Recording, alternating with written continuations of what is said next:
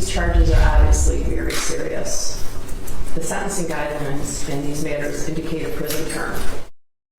The parents of the accused Oxford High School shooter Ethan Crumbley denied a lower bond today by a judge in Oakland County. The attorneys for James and Jennifer Crumbley have asked for the bond to be dropped from $500,000 each to $100,000. Their teenage son is facing charges for allegedly killing 4 students and injuring 6 others, along with a teacher, following a shooting last November. Mid-Michigan Now's Courtney Bennett joining us in the studio. Now, Courtney, why did the judge decide to issue this ruling today? Stephanie, that's right. Today, Judge Cheryl Matthews says she denied this motion because the judge says the defendants failed to turn themselves in after Oakland County Prosecutor Karen McDonald announced on December 3rd, 2021, they would be charged with 4 counts of involuntary manslaughter. Judge Matthews says the couple were the subject of a massive manhunt after they did not arrive at the Oakland County Jail on December 3rd. The couple located in the early hours of December 4th in a warehouse in Detroit. The judge says the couple has strong ties to Florida. She also mentioned the couple sold their home in Oakland County to pay for attorney fees. Judge Matthews says she took into consideration what the district court judge said during a preliminary examination and says the couple's actions in December make the current bond appropriate to keep. Defendants indicate they were devastated when they heard about the alleged actions of their son, felt unsafe in their home, felt hounded by the press, and found it necessary to leave. However, the chronology of events that occurred subsequent to the defendants leaving their home is not consistent with cooperation with law enforcement. The couple remains behind bars in Oakland County Jail. The judge also saying today she is setting a tentative trial date for October 24th. The couple both lodged in the jail since their arrest on December 4th. Stephanie. Thanks, Courtney. And James and Jennifer Crumbley's son, Ethan Crumbley, is back in court this week as well. The suspected Oxford High School shooter will be back before a judge Thursday. And this is part of his monthly hearings to determine if the Oakland County Jail is still the right fit for the teenage suspect. Under Michigan law, a teen in an adult jail has to be evaluated monthly. Crumbley is currently charged with 24 counts, including first-degree murder for the death of 4 students after a shooting at Oxford High School November 30th. James and Jennifer Crumbley appearing in circuit court today. Their case was bound over for trial last month. They are each charged with 4 counts of manslaughter in connection with the deaths of 4 students at Oxford High School on November 30th. Their 15-year-old son is accused of shooting and killing his 4 classmates, including 6 other students and 1 teacher. Mid-Michigan Now reporter Courtney Bennett joins us in the studio. Courtney, what happened today in court?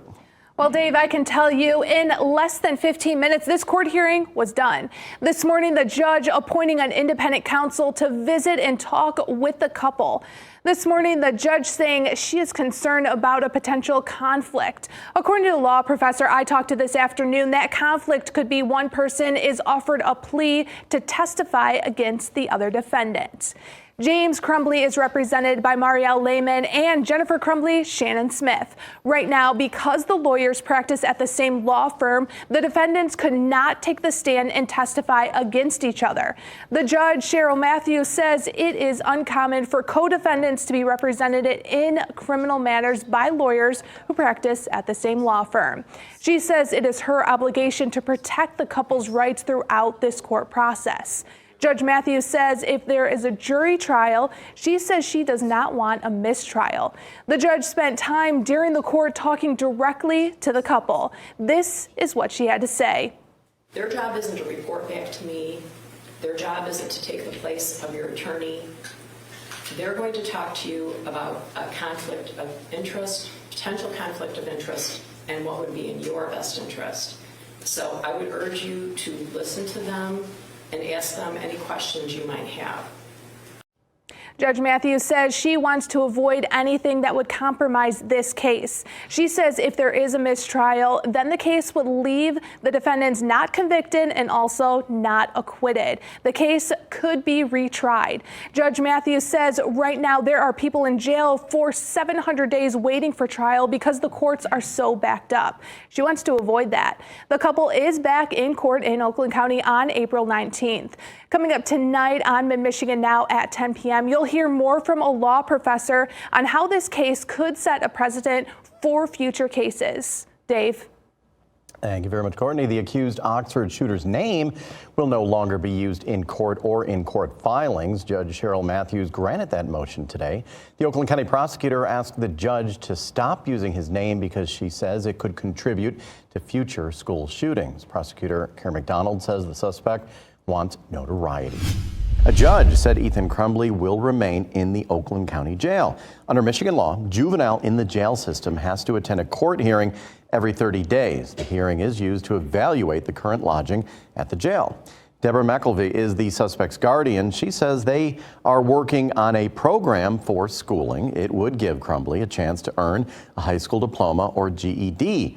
Last month during court, it was noted the suspect was given an iPad to do Khan Academy, but according to the prosecutor, he spent time on email and playing games. The earliest implementation of anything cannot occur until he is 16, and he will be 16 at the end of April.